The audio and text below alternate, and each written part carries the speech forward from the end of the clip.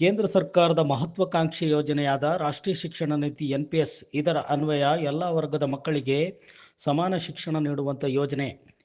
ಈ ಯೋಜನೆ ಕೇಂದ್ರ ಸರ್ಕಾರ ಜಾರಿ ಮಾಡಿದ್ದು, ಈ ಯೋಜನೆಯನ್ನು ರಾಜ್ಯ ಸರ್ಕಾರ ಜಾರಿ ಮಾಡದೆ ಹಿಂದೇಟು ಹಾಕಿ ರಾಜ್ಯ ಶಿಕ್ಷಣ ನೀತಿಯನ್ನು ಮುಂದುವರಿಸಿಕೊಂಡು ಬಡ ಮಕ್ಕಳಿಗೆ ಹಾಗೂ ಪ್ರತಿಭಾವಂತ ವಿದ್ಯಾರ್ಥಿಗಳಿಗೆ ಅನ್ಯಾಯ ಮಾಡುತ್ತಿದೆ ಎಂದು ಚಿತ್ರದುರ್ಗ ಸಂಸದರಾದ ಗೋವಿಂದ ಎಂ ಕಾರಜೋಳ್ ಬೇಸರ ವ್ಯಕ್ತಪಡಿಸಿದರು.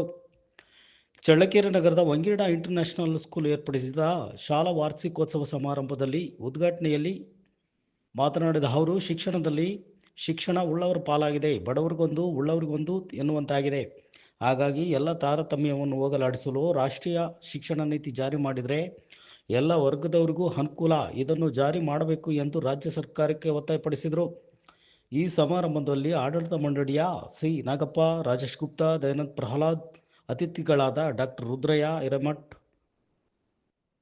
JR ಜಯಸಿಂಹ, ಜಿಲ್ಲಾ ಬಿಜೆಪಿ ಅಧ್ಯಕ್ಷ KT ಕುಮಾರಸ್ವಾಮಿ, ಚಳ್ಳಕೆರೆ ಮಂಡಲ ಅಧ್ಯಕ್ಷ ಸುರೇಶ್, ಬಿಜೆಪಿ ಮುಖಂಡರು ಹಾಗೂ ವಿದ್ಯಾರ್ಥಿಗಳು ಹಾಗೂ ಪೋಷಕರು ಇತರರು ಇದ್ದರು.